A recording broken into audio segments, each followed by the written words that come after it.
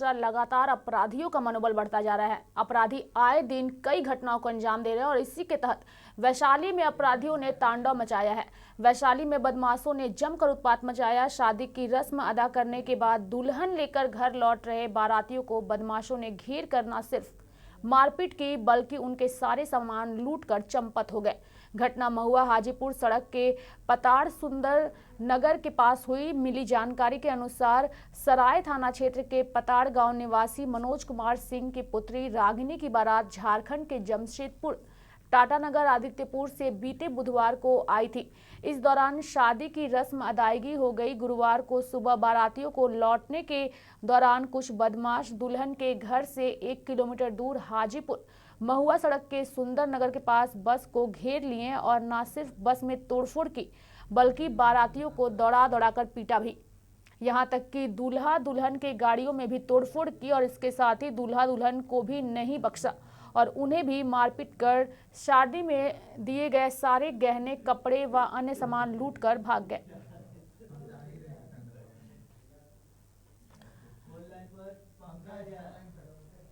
और वैशाली से हमारे सहयोगी पंकज इस वक्त हमारे साथ फोन लाइन पे जुड़ चुके हैं। पंकज, बेखौफ अपराधियों ने बड़ी घटना को अंजाम दिया है। दूल्हा दुल्हन की गाड़ी को उन्होंने लूट लिया है। क्या कुछ जानकारी फिलहाल आपके पास है?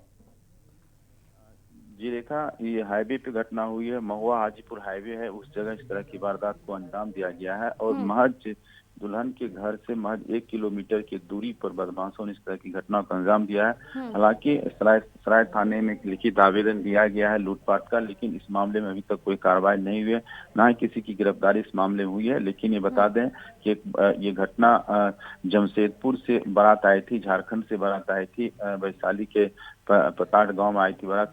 उस वक्त इस तरह के घटना को अंजाम दिया गया है।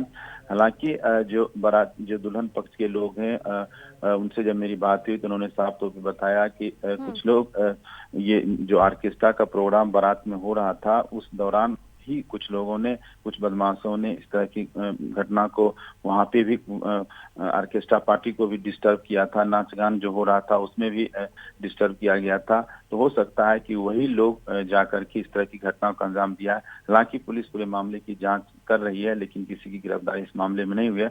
तो इस तरह की बाराती को और दुल्हन के गहना जो दुल्हन के शरीर पे जो गहना था वो सारे लूट लिया गया और दुल्हन और मासूम बच्चा जो वहाँ पे बाराती के साथ जो बच्चा आया था, जो दुल्हन के साथ गाड़ी पे सवार होकर जा रहा था, उस बच्चे के सामने इस तरह की घटना का अंजाम दिया गया।